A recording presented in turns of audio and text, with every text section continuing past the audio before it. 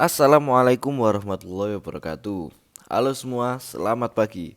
Di sini saya Ahmad Rizal Effendi ingin mempresentasikan bab 3 dengan judul Dasar Perbandingan Bahasa. Oke, langsung saja. Yang pertama adalah pendahuluan. Pada masa lampau, umat manusia masih berada dalam kegelapan. Dari situlah timbul usaha-usaha untuk menjelaskan masa yang masih gelap itu.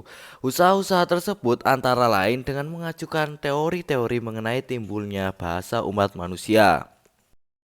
Nah, disebutlah teori Hockey-Tasker yang diterima mampu menjelaskan pertumbuhan bahasa secara menyeluruh sebagai suatu sistem komunikasi, sehingga ditarik garis besar bahwa evolusi bahasa manusia dari teriakan, cry, atau panggilan, call.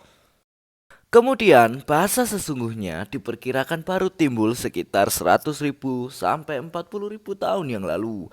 Dan pada abad 19 telah dikembangkan bermacam-macam metode untuk menelusuri sejarah perkembangan bahasa. Tetapi, metode tersebut tidak bisa diharapkan untuk menjelaskan perkembangan bahasa sampai 100.000 tahun yang lalu. Metode ini dikenal sebagai metode klasik.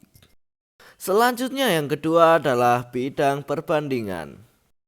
Aspek bahasa yang paling cocok untuk dijadikan bahan studi perbandingan adalah bentuk. Dalam kenyataan, struktur formal bahasa-bahasa tidak banyak menimbulkan masalah dalam perbandingan bila dibandingkan dengan struktur makna. Kaidah kekerabatan antar bahasa dapat dirumuskan secara meyakinkan dengan mempergunakan kesamaan-kesamaan bentuk secara sistematik. Akan tetapi, akan lebih meyakinkan lagi kalau bentuk-bentuk tersebut diperlihatkan pula kesamaan sistematik. Maka dari itu, bahasa manapun di bumi ini secara teoritis dapat menjadi objek perbandingan. Tiap bahasa di dunia memiliki ciri-ciri kesamaan atau ciri-ciri universal tertentu. Kesemestaan bahasa itu mencakup yang pertama adalah kesamaan dalam bentuk dan makna.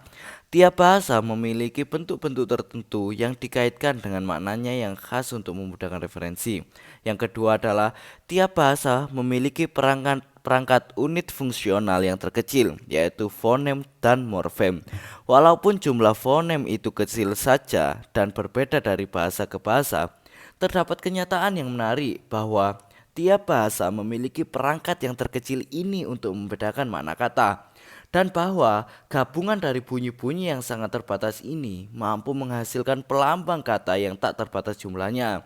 Dan yang ketiga adalah tiap bahasa di dunia ini memiliki kelas-kelas kata tertentu, yaitu kata benda, kata kerja, kata sifat, kata ganti orang, dan kata bilangan.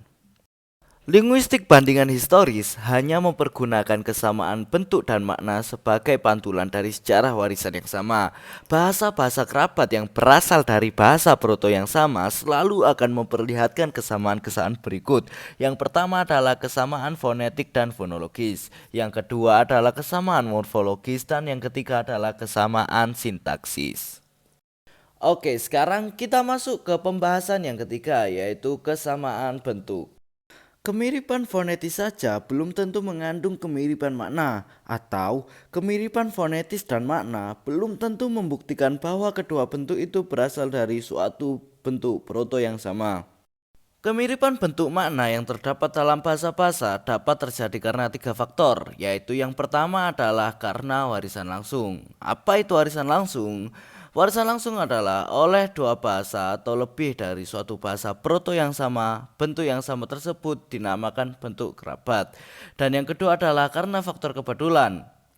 Misalnya kata mata dalam bahasa Indonesia dan mati dalam bahasa Yunani. Seperti itu. Dan yang ketiga adalah karena pinjaman. Suatu kemiripan bentuk makna terjadi karena suatu bahasa akseptor menyerap unsur tertentu dari sebuah bahasa donor akibat kontak dalam sejarah. Nah, pembahasan yang terakhir adalah penetapan kata kerabat. Asumsi mengenai kata-kata kerabat yang berasal dari sebuah bahasa proto didasarkan pada beberapa kenyataan berikut. Yang pertama adalah sejumlah besar kosakata dari suatu kelompok bahasa tertentu secara relatif memperlihatkan kesamaan yang besar bila dibandingkan dengan kelompok-kelompok yang lain. Seperti contoh pada gambar di bawah ini. Nah, yang kedua adalah perubahan fonetis dalam sejarah bahasa-bahasa tertentu memperlihatkan pula sifat yang teratur. Keteraturan ini oleh Grimm dirumuskan sebagai hukum bunyi, seperti contoh dalam video.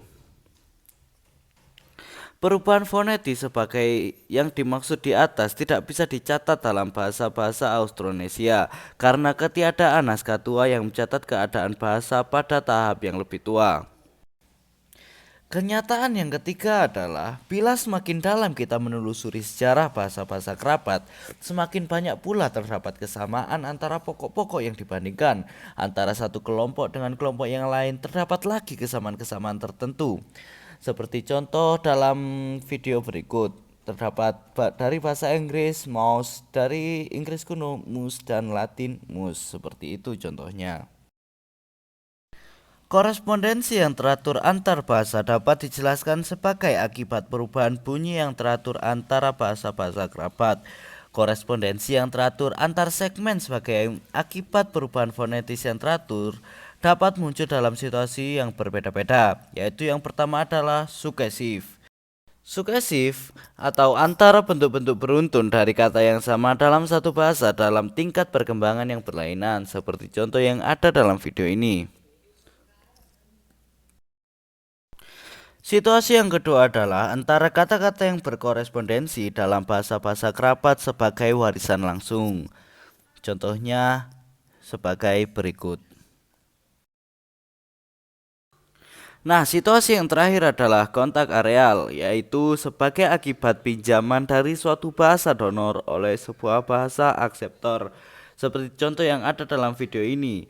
Bahasa Belanda sebagai bahasa donor dan bahasa Indonesia sebagai bahasa akseptor. Kita dapat membedakan dua macam relasi fonemis seperti yang dikemukakan sebelumnya. Untuk menunjuk kembali kontak aktual antara bahasa-bahasa pada suatu waktu tertentu pada masa lampau. Kedua macam relasi fonemis tersebut dapat memperlihatkan yang pertama adalah relasi genetis, yaitu sebagai hasil dari proses divergensi suatu unsur proto akibat perubahan dalam suatu bahasa proto ke bahasa yang baru, atau sebagai akibat hilangnya kontak historis antar bahasa-bahasa tertentu. Dan yang kedua adalah relasi areal, yaitu sebagai hasil dari proses konvergensi karena terjalinnya kontak antar dua bahasa non-kerabat melalui bilingualisme, lingua franca, dan sebagainya. Nah, sekian materi yang bisa saya sampaikan. Mohon maaf bila terjadi kesalahan dalam perkataan maupun penulisan. Terima kasih. Akhir kata, wassalamualaikum warahmatullahi wabarakatuh.